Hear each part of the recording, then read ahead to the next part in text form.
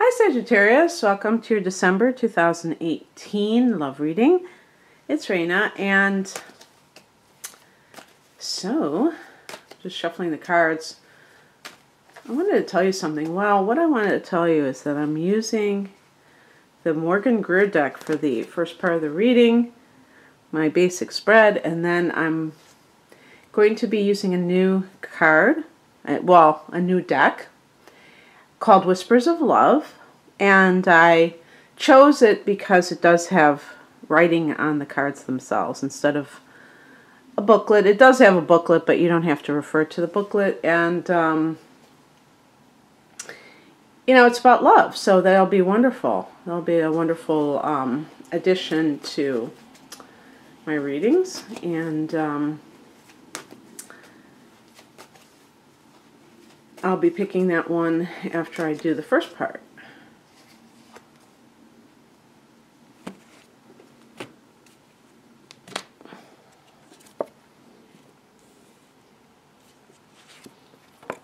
Oh my goodness.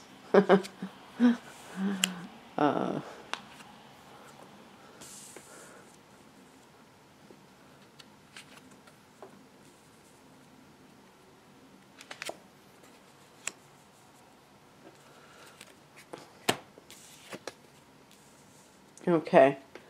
You know, it's funny. The first thing I thought, because I picked the King of Wands and I picked the Knight of Wands, and the phrase that flashed in my mind was separating the men from the boys, which I don't know, you know, this is, we're in a different age, so some people might say, oh, that's politically incorrect, or that's, because this is masculine energy with the King and the Knight of Wands, but they are two different people. One is mature, and the other one is, you know, incapable of a commitment at this time. It doesn't mean that at some point they won't be. It's just saying that right now they are having commitment issues. But the thing that I was laughing at, I was looking at the card that's supposed to sum everything up, the Ten of Swords, you know. And then I got the Three of Swords. So I'm just going to, I want to see if I can read this for both single and people who are in a committed relationship. In general, the Ten of Swords is a card of betrayal, feeling stabbed in the back, obviously metaphorically, and it's a card of, the number 10 is a card of completion, which actually is a good thing, because what it's saying, if you have felt this way, is that you're going to improve that state of mind, that it's not something that is, there is still more to come, or it's like you finally may have seen the light. Actually, just bringing this card into it, because this is really about seeing the light about a situation. And because this is an ace, it allows you to make changes in life, you know, or to start over and things like that, because you are seeing things for what they really are. And it's interesting that they show the clouds there. I mean, that's supposed to be the universe, but also I think sometimes it can be confusion. And with swords, we're also talking about conflict. So with the Ten of Swords, this could be the end of that conflict. And if you think about it, that makes perfect sense, because even when you are ending a relationship, there is this sense of like, okay, that's the last straw. And it's like all of the person's lies that you might have believed, all of a sudden you just kind of snap out of it, and you're able to break away from that person decisively. Whereas before you were kind of like, oh, maybe they're telling the truth and all this stuff. And then you just say, no, I'm not going to put up with this anymore. And there's a sense of empowerment there. There can be, if the person is willing to see it that way. And if you're single and this card is showing up for you, what does that mean? Well, to me, it can mean that there's that vibe to work with. I think especially if your Venus is in Scorpio and your Sun in Sagittarius, that's kind of a little bit of a clash there, because your nature loves to feel optimistic, and there's a sense of openness, and yet with your love life you might be kind of holding back. And to me, this card would represent that some past situation of betrayal. Now, this doesn't even have to be with a love partner. This could be with a romantic partner. This could be even with a parent or something like that. Something growing up that has stayed with you that you need to heal from. You may find that these situations keep repeating themselves because of that.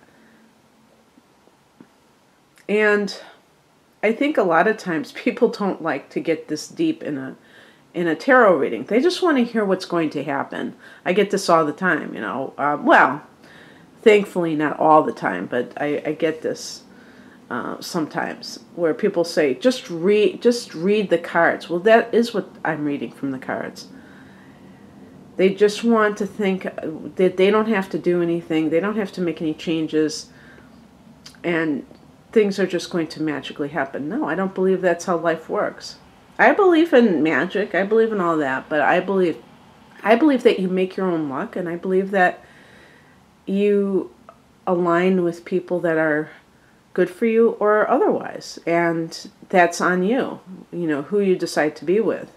Even if they turn out to be a con artist, you have to still look at, did you miss any of the red flags that person was that way?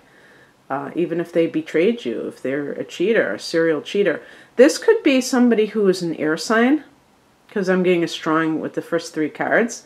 So we're talking about Gemini, your opposite sign, Libra or Aquarius. Now, I will say, too, timing issues, because we do have, as I record this, we're going to have a full moon in Gemini on November 22nd. And there's going to be a lot of people who are watching this before the 22nd of November. So just to let you know, this full moon is going to fall in the 7th house for Sagittarius of committed partnership. So at that time, there could be endings as well. But this may be a drama that's been playing out for quite a while. And maybe you're finally done with it. And some people have also said that some of these things I'm describing happened to them a year ago or 6 months ago. And that's one of the reasons why it's very arbitrary just to assign a certain period of time. It really doesn't matter. When you're watching this, just think about your current life. Don't worry about if it's falling into a certain time span, and see if you can find a message from that. What crosses you is the Three of Swords. And so this is a card of, again, that sense of heartbreak, rejection. Because it's crossing you, there is a sense that it's working against you. And I would say that if you have experienced something that felt like a rejection, whether it happened today, a month ago, or when you were 5 years old, it's always a mistake to take it to heart and believe that it's a reflection on your worthiness. And so if you find out that your partner's cheating on you, and your first thought is, I must not be good enough, or he or she wouldn't have cheated, to me that's problematic. You don't need to think like that. But I mean, it's human to think like that, but it's keeping you from attracting a more healthy future relationship. That's the main point. You want to get past it. And if you're happy in your love life, this type of reading probably isn't for you. This is for more of the people that are struggling, who keep having relationships that end badly, or they're currently in a relationship that is not working out. So just understand that as well.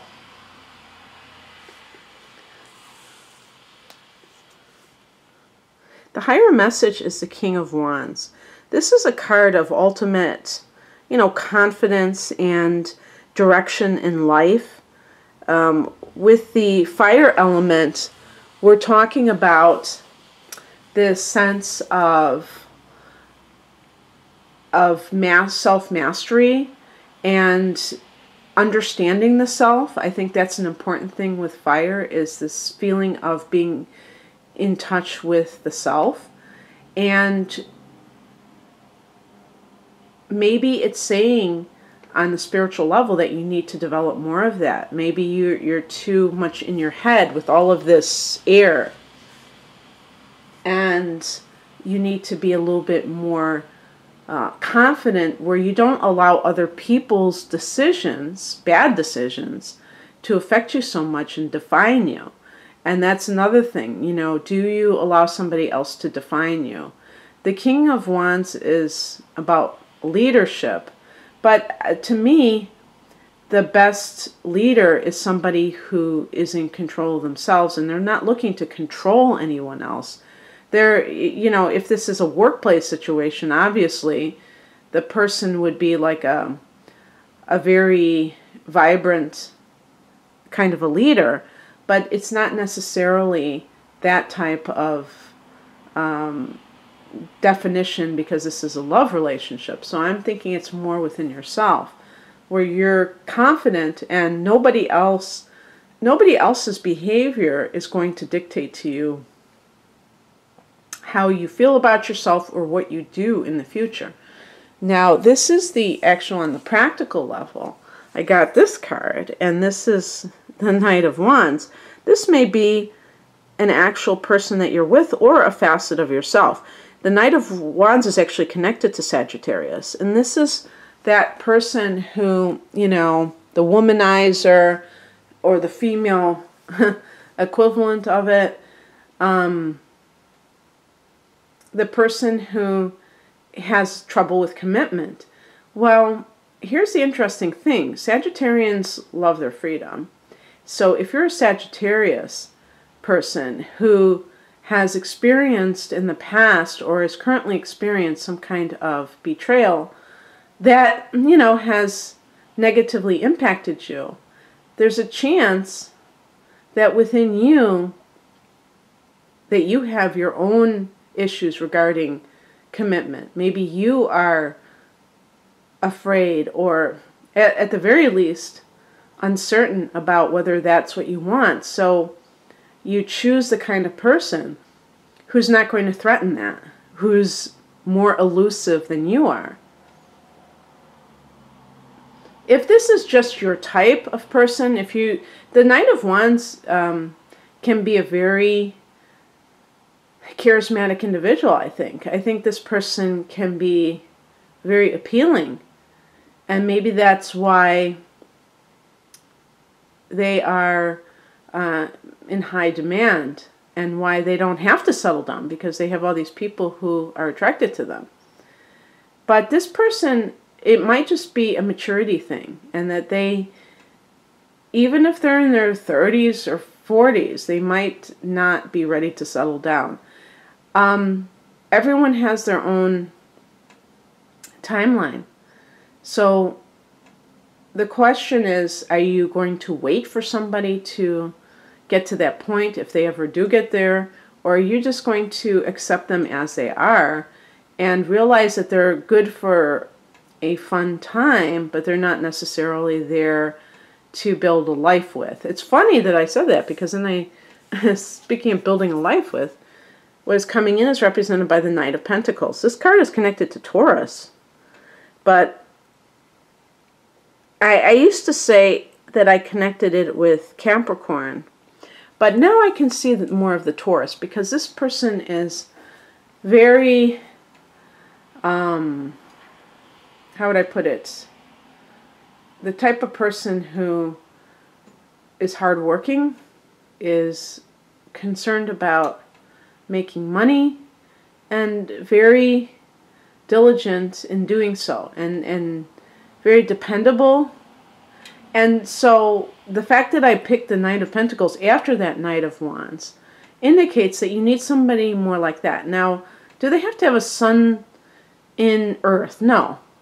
The other Earth sign is Virgo. No, they don't have to.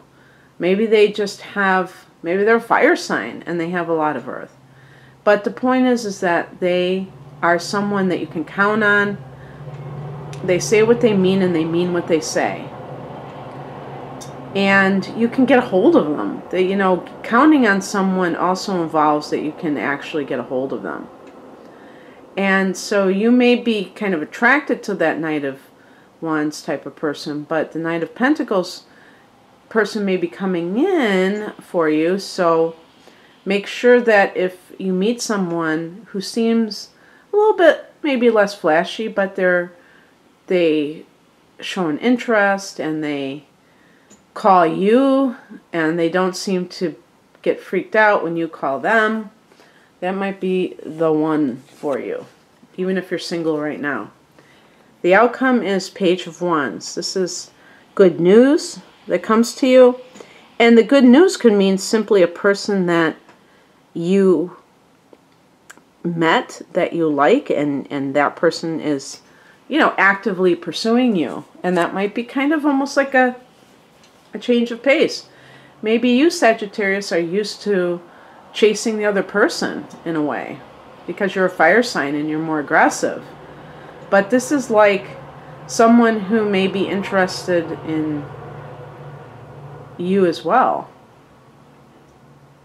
The Page of Wands can be the beginning of something that is very positive, the early stages of something, and you just feel really good. So that is really, this turned out to be a very nice reading, because the first two cards don't predict the reading. They're just kind of talking about what is happening.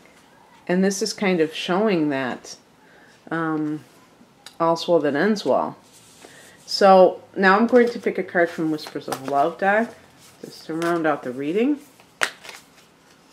This is the back of the card. Two cards are stuck together. So it's kind of angelic. I'm glad I've been getting different cards. Sometimes when I get oracle decks, I get the same cards over and over again. Show simple acts of kindness. A simple act of kindness can energize you and bring happiness to those around you. And to broaden this out, I would also say, isn't the artwork really pretty? I'd also say too that sometimes people will say, oh, I really want a relationship. And it's like, how do you treat people? It's easy to treat people nicely when you want something from them, but are you like kind to strangers? And also, what do you do for people? Some people are so focused on wanting love that they neglect to do nice things for other people just because, and they kind of close themselves off. And realizing that love is not a commodity, you know, and also it's not in limited supply. So you know, if you want love, be love and spread it around. And I think that will make it more likely to have a relationship. But obviously you're not doing it to attract a relationship. You're doing it because you realize that it's not all about you being loved. It's about you giving love to other people. And when you kind of flip that script, it's almost like you might forget that you were even lonely or needing in love, because you'll feel more fulfilled. And I think that's what's so great about it. Okay, that's what I have for you. So Sagittarius, happy birthday, by the way. My birthday is in December. I know a lot of Sagittarians. And by the way, happy birthday to those of you born in November. And So I don't know if you've been hearing what's happening outside, because I had all that kind of like noise, but it's the first snow of the year, which is kind of early. But so I think they were cleaning off the streets. In any case, I hope your December is magical and filled with love. And if you'd like a personal reading, the link to my online store is below. Take care. Bye.